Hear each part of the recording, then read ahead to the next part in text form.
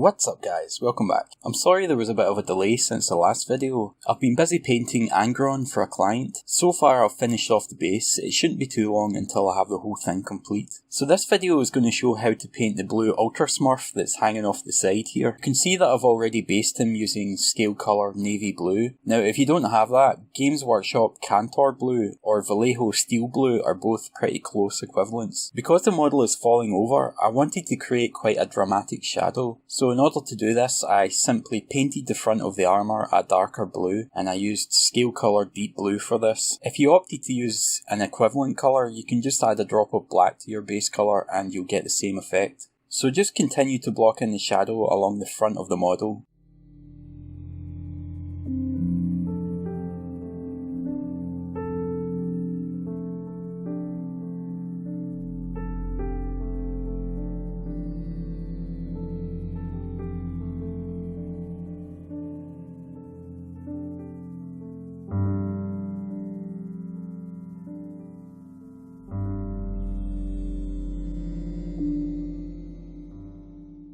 On the shoulder pads, we'll just hit the area here towards the front, and we're going to do this on both sides. Don't bother trying to blend any of this, we're going to get to that later.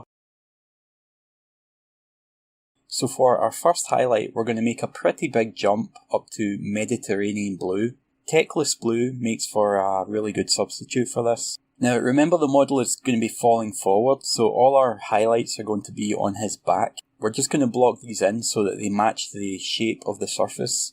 So for example, the highlight on the shoulder pad is going to be quite rounded, whereas on the armour plates here, it's going to be essentially a straight line along the length of the surface.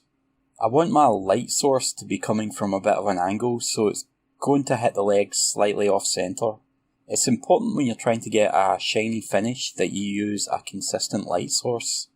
So you can use any light direction that you want, just try and be mindful of it when you're painting the model so that you get the highlights in the correct place.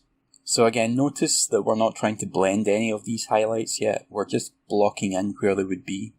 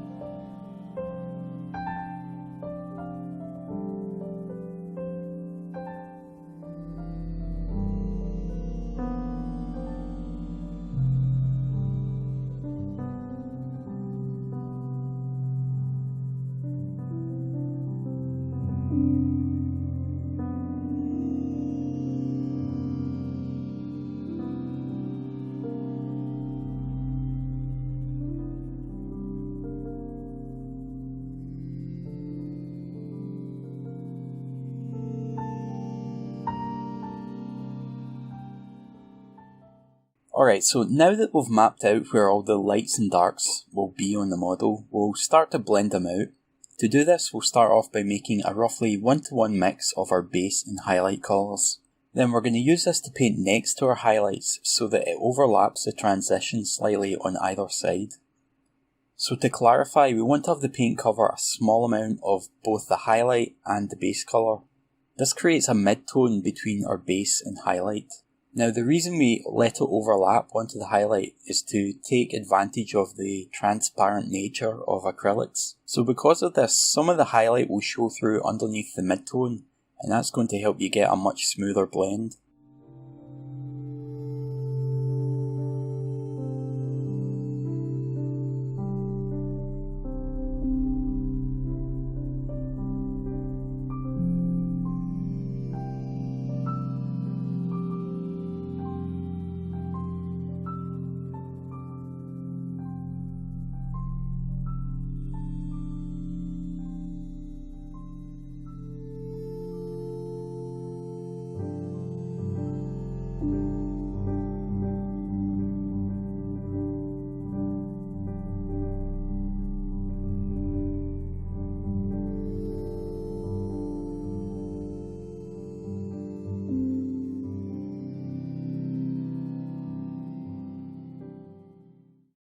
To continue, we'll make a glaze with our shadow colour. Now, I just use water for this. You can use a glaze medium if you like, but I prefer to keep things simple, so I just use water. Alright, so now we're simply going to draw the brush over the transition between the base and shadow, making sure to move towards the darker colour.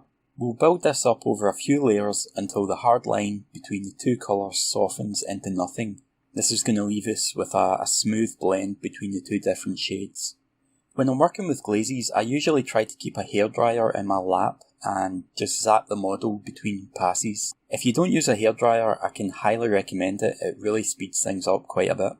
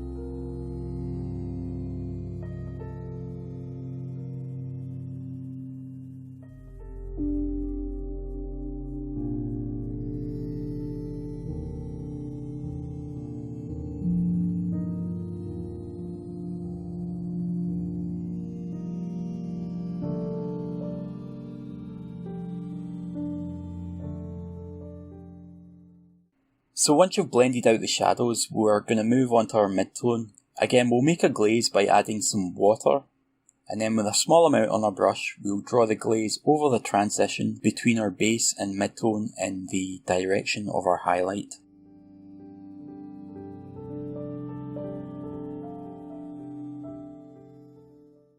Next, we'll make another glaze, this time with our highlight colour, and we'll glaze over the transition between our mid-tone and highlight.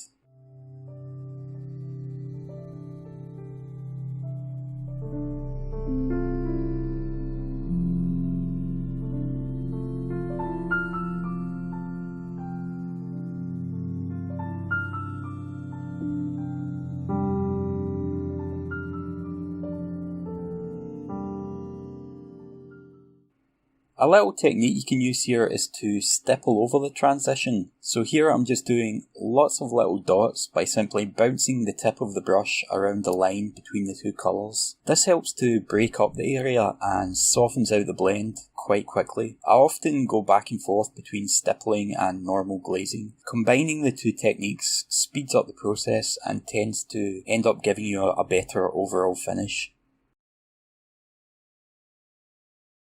Now we're going to add another highlight in the same manner, this time using Sky Blue, which is very similar to Games Workshop Luthern Blue. So just place the highlights as you did before, but make them a little smaller this time.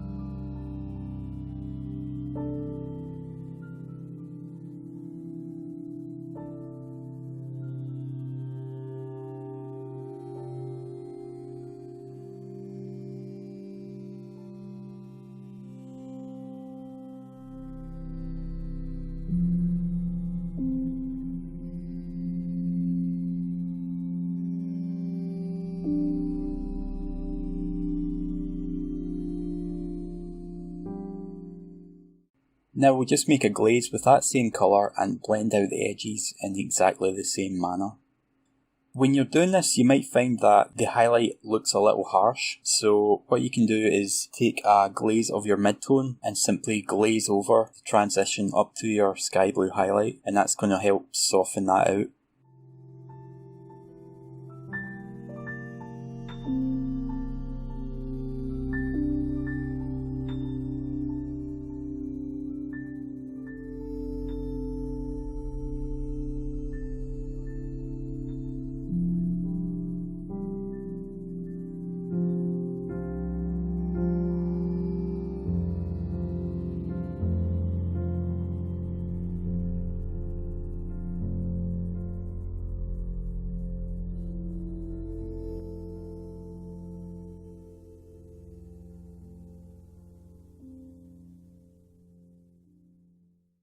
In order to get the armour to shine, we'll add some extreme reflex highlights. Now to do this, we'll mix a decent amount of white into our sky blue to get a really bright highlight colour. And then we're going to paint a thin line down the centre of our brightest highlight. Now this needs to be as straight as possible. A wobbly line is just going to ruin the effect. I find it easiest to do this in one stroke. If you mess about and try to break it up into lots of little ones, and you're going to run into like a lot of issues. Just try and steady your hand, then place the tip of the brush at the top edge and draw it backwards across the surface in one smooth action. This is more about confidence than skill. If you doubt yourself, your hand is going to start to shake and you'll stop halfway. If you're worried about it, try it out on a piece of paper or on your thumbnail first, and just practice until you can get a decent sharp line. For the shoulder pads, we're just going to paint a little dot in the middle of our highlight.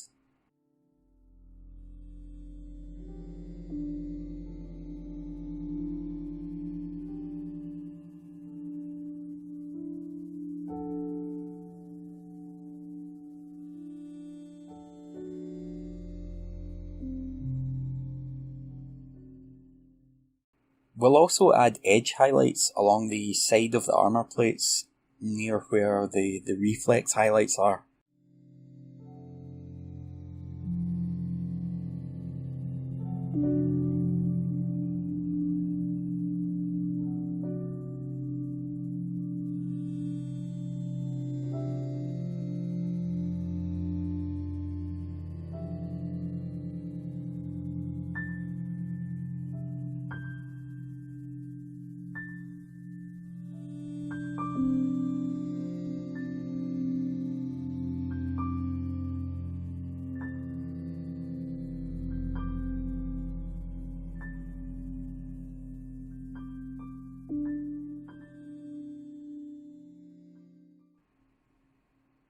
Alright, so that's essentially it. In part 2, we'll be looking at adding final sparkles to the armour, and we'll also be going over how to do the gold trim, the other metal parts, and the backpack.